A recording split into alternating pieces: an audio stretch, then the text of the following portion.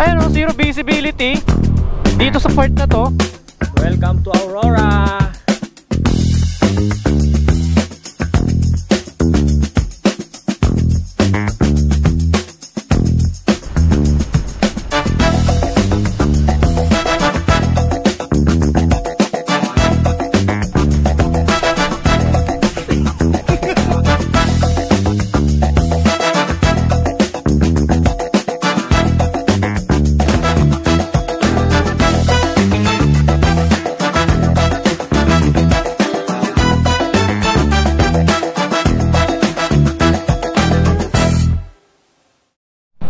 So yun guys, habang inaantay natin yung mga kasamahan natin, nagpa-change oil ako kanina. So ayan, nireset ko yung trip 2. Bali 0.1 pa lang na idagdag. Ang kasiguran is mahaba yung babiyahihin natin, 8 hours and 53 minutes. So bali 9 hours, 380 kilometers. So abutin tayo dito ng 10 hours panigurado kasama pahinga. So antayin lang natin mga kasama natin. Syempre, as usual, ang bida hindi nalilate. Apa, pagas tayo Shell. Madami pa po ba yan? Madami pa? 1 bar? 1 bar. Sige, pagasa tayo. So let's go guys. Palisa tayo ng Muntinlupa. So kitayin na natin yung mga iba natin kasamaan. Let's go, let's go. So yun guys, so now nandito tayo ngayon sa Taguig. Papunta tayo ng ano, dito tayo pinadadaan sa Magallanes. Yan o, napaka-traffic guys, simula Sukat. Hindi ko alam kung ano meron dito, pero time check 11 na ng madaling ng gabi oh. Pero ganito pa rin kahaba yung traffic. Yan guys, papagasa tayo. XCS full tank Petron. Baka naman Petron makalibre ng gas. 157 first pagas natin guys. Away muna kayo dyan. Hey. So yung guys, kompleto na tayo. Time check 1 PM, 1 AM in the morning. So dire-diretso na tayo ng Baler. Ayan, 7 motor po tayo. Ito yung mga lahat ng kasama natin guys. So let's go. Ang first stopover natin is Maria Aurora. Almost 3 hours and 34 minutes. Let's go, let's go. Bakbak, bakbak bakbak. Right. Let's go to Aurora Baler. Woo! Let's go guys, nandito na tayo sa Plaridel Bypass Road. So dito, isang straight to, almost 10 kilometers ang bypass na to. So pwede bumakbak dito. Let's go! Chill ride!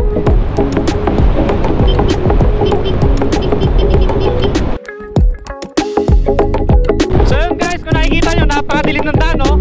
Ang gamit natin ilaw dito guys, Zenlo X5. Ayan, dito naka-install siya sa ating Aerox. Ayan, kung nakapapansin nyo, ayan, stock light. Ito yung low beam. Tapos ito yung high beam nya guys oh. Right. So yan, maraming salamat sa Zenlo dahil binigyan mo ng liwanag ang madilim kong buhay. So time check 2:41 AM in the morning. So nandito na tayo guys sa Nueva Ecija. So almost in 2 hours and 30 minutes pa tayo guys.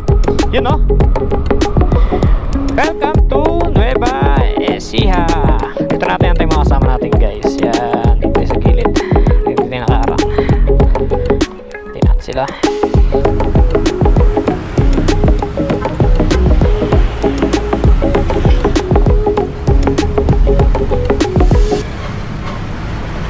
Welcome to Gapan City. Parating na tayo guys ng Gapan. Time check alas 3 ng umaga. Ayan. So medyo smooth ang ating takbo dito ngayon mga paps no? So ang magiging first destination natin is Maria Aurora. Alright. So guys, nandito na tayo ngayon sa Cabanatuan City. Time check 3:27 AM in the morning. Alright. So dito na natapos ang bypass ng Cabanatuan. So nandito na tayo guys ngayon sa Talavero. Time check 3:40 AM in the morning. Right. So ayun, chill lang ang takbo natin. Takbo 60 lang tayo ngayon. Dahil wala naman traffic, napakaluwag ng daan, napaka-smooth ng daan, walang lubak. Guys, time check 4:20. Stop over muna dito sa Jose City. Lamig. Yun, lamig, ang lamig, ang lamig. Second gas. Okay na yan, boss. 186. So ayan mga guys, kung nakikita nyo dito, medyo malapit na tayo sa Maria Aurora, no? Almost 35 kilometers. Pero kita nyo guys, oh, ang kapal ng fog. Solid, oh. Grabe, oh. Sheesh. Tapos yung klima niya dito, napakalamig. Talaga tumatagos sa balat, oh. Ayan guys, oh, kung nakikita nyo to, gagi. Solid. Sarap. So dito sa mapa nakalagay Canali Trail. So I think medyo mataas na tong location na to, kaya ganito siya ka-fog, oh. Ayan, oh, zero visibility dito sa part na to. Ayan, oh, wala ka na makita kanina. Nakikita mo yung mga bundok dito. Pati yung pilik mata ko nagmo-moist. Guys, oh, makita mo yung mga kabundukan, oh. Woo! Sulit yung pagod. Grabe. So itong lugar pala na to is Patambangan. Patambangan, Nueva Ecija, guys. So yun nga, ang panigurado, ang Nueva Ecija is ano, kilala siya sa mga kabundukan dahil ito nga ang ano ng Sierra Madre. Sa Aurora. Pwede ba jumingle dyan sa gilid? Pwede yan. Pwede. Kaya papahuli ko yung Rom. Welcome to Aurora.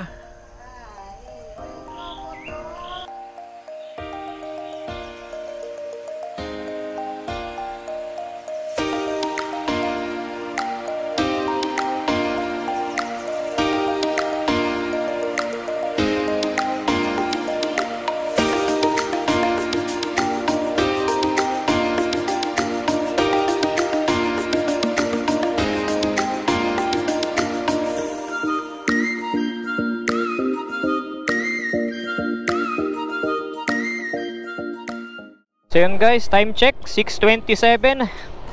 So mag 7 o'clock na, 4 hours pa yung biyahe papuntang Tibo. We're leaving to Maria Aurora.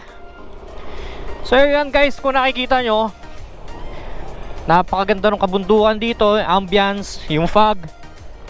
Ayan, oh, solid. Wala akong masabi sa lugar na to, ang ganda, oh. Dati parang nasa mga painting mo lang siya makikita, pero ngayon in reality mo na siya nakikita, guys. So our next destination is to Baler Arc. So picture taking ulit doon. Proof na nakapunta na tayo ng Baler, no? So let's go, samahan nyo kami sa aming biyahe papuntang Kasiguran. Yun, oh, ganda ng view. Sarap mong balik-balikan kahit malayo at nakakapagod ang biyahe. Makakita ka ng mga sea of clouds, fog.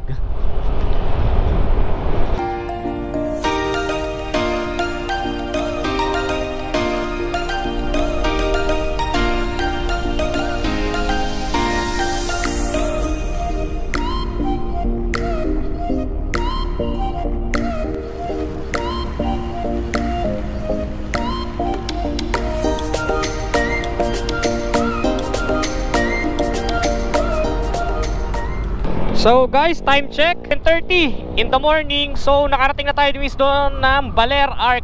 So ayan na guys, dito na tayo ngayon sa Baler. Okay, stop over, picture taking sa napakagandang view ng Baler. Alright.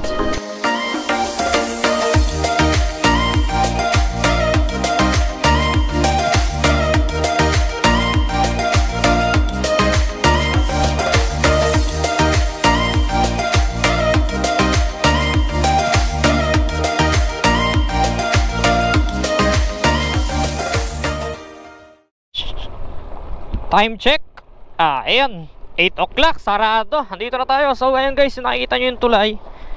Ayan, ayan yung sa Bali Bridge, dito sa may Aurora. So magpipicture tayo dito guys. Take the next left. Saka papalipan tayo ng drone. Ayun, oh, haba, oh.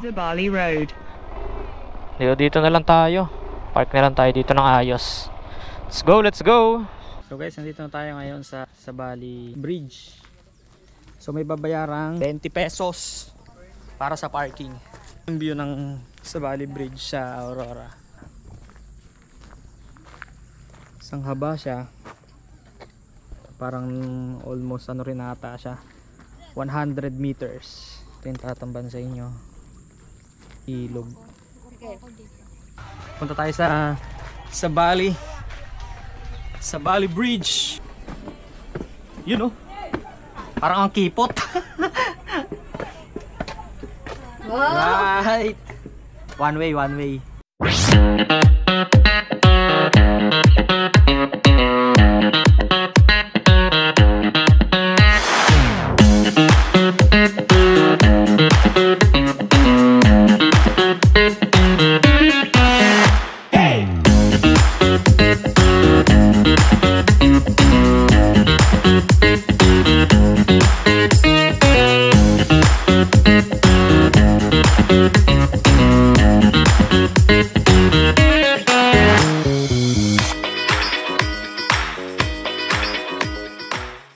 Dam, thank you po.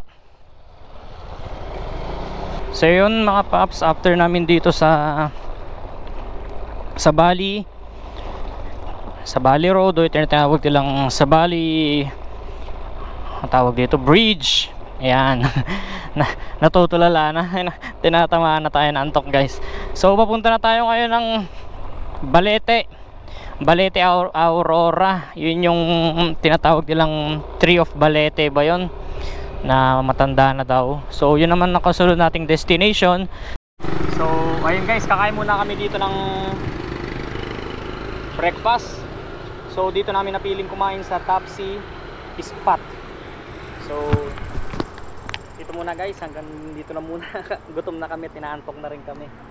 So we will update you later sa Balete Tree.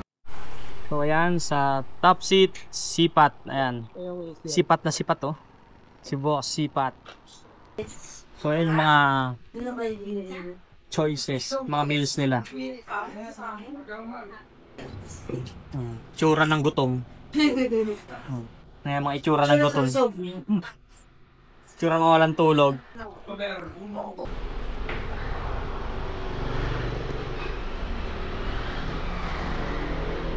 Ayun mga babs, after natin kumain at mag-power up, time check 9:52 AM in the morning. So yan, ngayon medyo ramdam natin ang pagod talaga. So parang inaabot na rin tayo ng ilang oras na biyahe. Halos magdo-12 na halos 12 oras na tayo bumabiyahe. Kasi umalis tayo ng bahay is 10:30 ng gabi. So kakayanin natin to, almost 2 hours na lang. Let's go. So yan guys, kung yan nakikita nyo, nandito pa rin tayo sa Baler Kasiguran Road. Ayan, nakikita nyo, ayan yung dagat dito sa gilid, sa may seaside. Kaso parang itong kabilang side ginagawa. So hindi ganun kalakas yung alon. Sarap talaga maligo dito, kalmado. Sakto lang naman yung alon niya, pero hindi naman siya totaling malakas. Yan o. Yung mga siklista, dito sila naliligo. Ayun o, nag side trip sila. Solid oh. Right.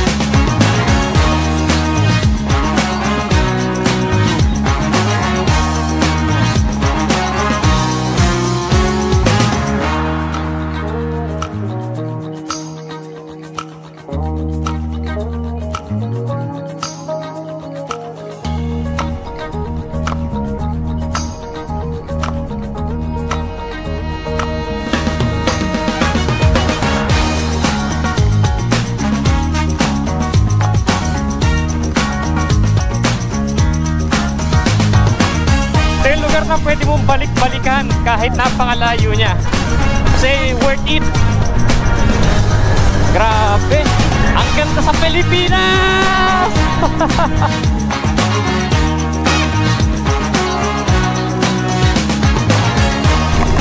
Bukas. Guys,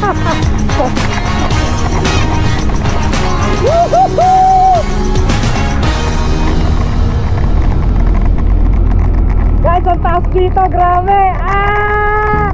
Woohoo!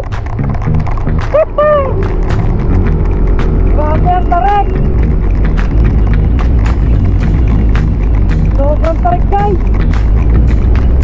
Makaganda ng Amper Beach kung nakita nyo. So medyo nagmamadali lang kami ngayon kasi kailangan na makapagpahinga. Medyo 12 hours na rin ang biyahe namin. So humihiling na yung katawan namin ng pahinga. So guys, time check, 10:51 na ng umaga. So ito yung tinatawag nilang Balete 3 ng Baler. Ito guys, itong puno na to, yung tinatawag nilang Balete 3. Yan, oh. Laki, oh. May idea ka sir ilang taon na to? Matagal na rin. Ayun, sabi ni sir medyo matagal-tagal na rin daw tong puno na to. So yan, pakaganda niya lang tignan. So let's go na ulit. Picture taking lang tayo dito sa Balete 3. Bakbak na ulit. So yung mga nagra-rides dito sa papuntang Kasiguran, mag-iingat-ingat kayo. May mga batong nalalaglag galing sa taas. Ayan, oh.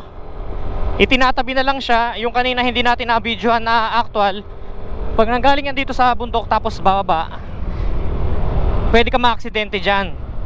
Lalo na pag madilim siya. Ayan, kagaya niya, mabuhangin kasi naturog na yung mga bato dyan. So huwag kayo magmamabilis dito sa gabi sa Kasiguran Road going to Kasiguran to Baler. Ayan, dahil madami mga obstruction na bato dito, mga debris na nanalaglag, mga bato. So doble ingat lang kayo dito mga paps, ha. Alam naman natin na gusto natin makarating na mabilis. Siyempre safety pa rin tayo. So ayan, kung napapansin nyo, mga gumuho na yan. Then itong isang to naman, ayan, ongoing yung construction nila dito sa gilid. Pangatlong gas. Kasiguran na tayo guys. 150 pagas natin. So time check, 1:33 PM in afternoon. So napasok na tayo guys ng Kasiguran. Alright. So pupunta muna tayo ngayon mga paps sa Kasiguran Marketplace para mamili tayo ng mga lulutuin natin at magiging dinner natin. Time check, 1:36 PM. So ayan, ito mga kasama natin. Nandito tayo ngayon sa Kasiguran. So ayan, picture taking muna. Achievements, goals, unlock. So kahit mga puyat na kami, sige lang.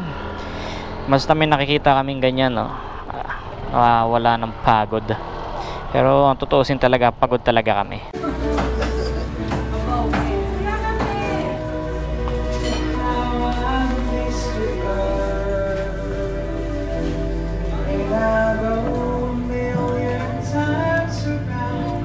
Ayun guys, bibili tayo ngayon ng bigas. Uy, grabe, mura ng bigas nila na ano, 32.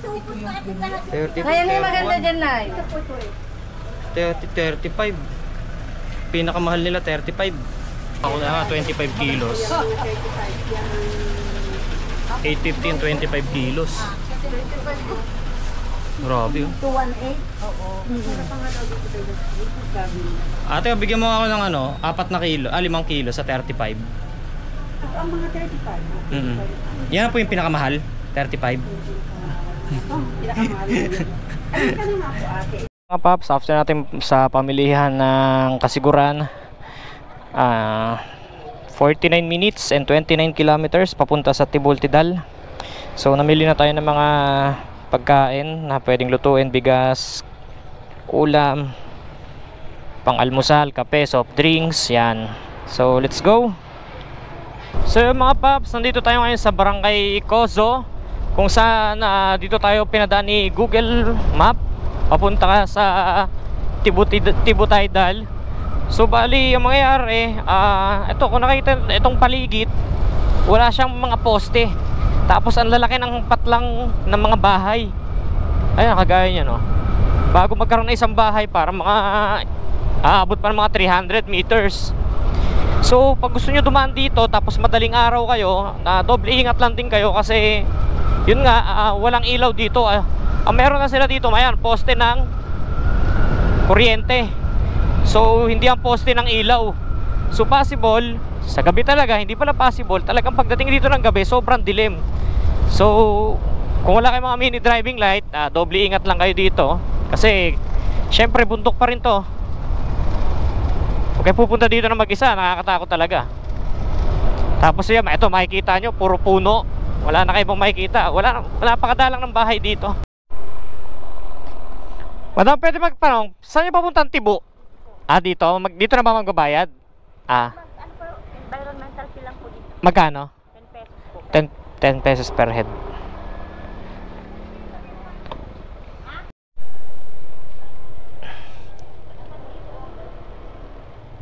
Nakarating kayo sa pier. Muntik na po. Buti inawat ako ng isang kong kasama, lalagpas pa sana. 10 pesos, 10 pesos. Bali 100 ano? 110. Di kami nadoro sa campsite, beach resort. So may daan dito pupuntang Tibo. Medyo, ayan, rough road. Maputik. Na daan. Darating din. Nice check. E31 ng stop. Para ano lang siya, 100 meters lang naman, ganito. Ito na sa rin ano? Paradiso ba to? Sa unahan pa? Daming hamsa. Aray ko, aray. Aray ko po. Ayan. Welcome to Paradiso de Casiguran. So ito yung front nung Tibo Tidal Pool. Right. Ma'am, saan pwede mag-park ng motor? Ay, magte-tent pitching po ba kayo? Oo. Ay, kung saan po kayo magte-tent, doon na po kayo mag-park. So ibig sabihin, saan pa pwedeng park mag-ano ng tent? Doon. Doon pa sa unahan, ma'am. Sige po. Saan po kayo? Bali 7 motor, 11 packs. Ano po ang rate namin? 50 per head na entrance, tsaka 200 per tent. 200 per tent. Sige po. 200 per tent! Overnight lang po? Opo, overnight po. Sige po, tingnan mo.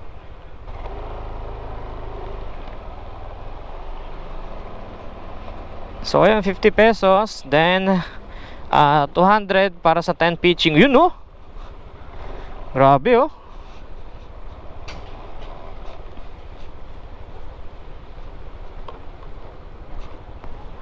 Oh, dito na lang.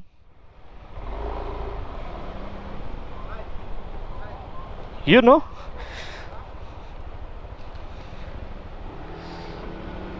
Ganda rin pala ng view dito. Solid oh.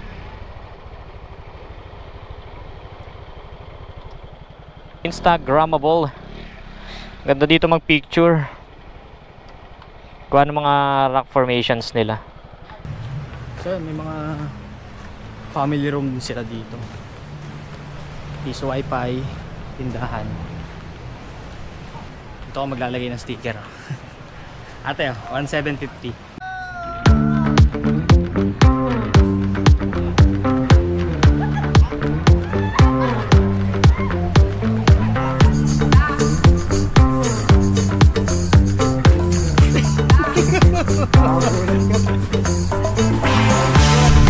Ready na yung tent oh. All goods na.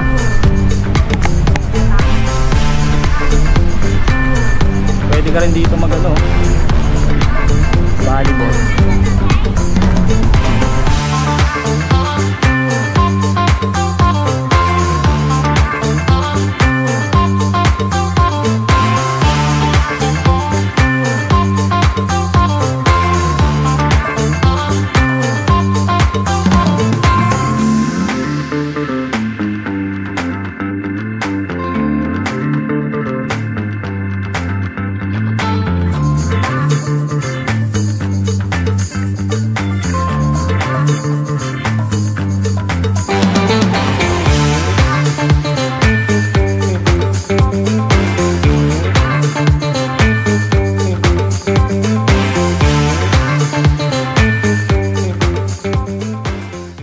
Ito yung weather update natin sa Tibu Tidal.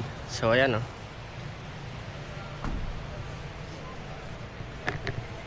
Nakikita nyo, napakaganda. Hindi siya mainit. Time check, 7:30 na ng umaga.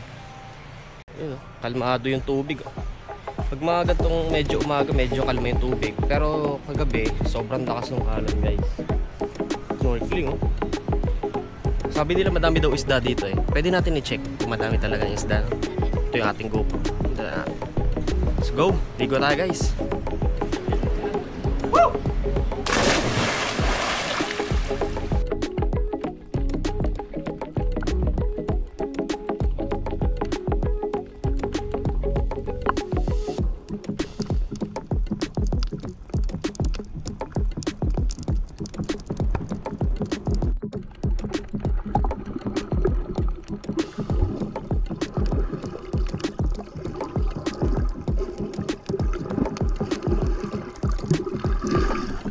Tapok tayo guys sa ano,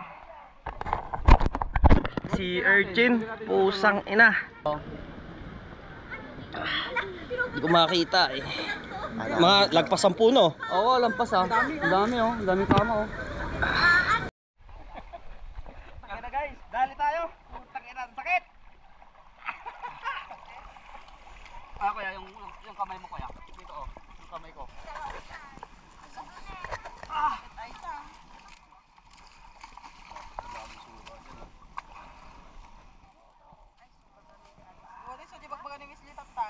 Sakit ba? Sakit ka? Pati plak-plak ata. Si urchin, sino? Ano yung kasarambutan niya? Yung pagkakulang ko sa pin. Yatay! Hindi, ipisit nyo lang ito lima. Yan.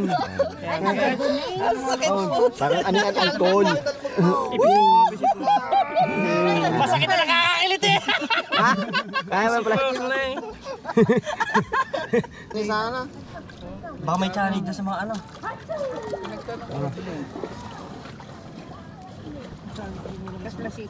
Oo.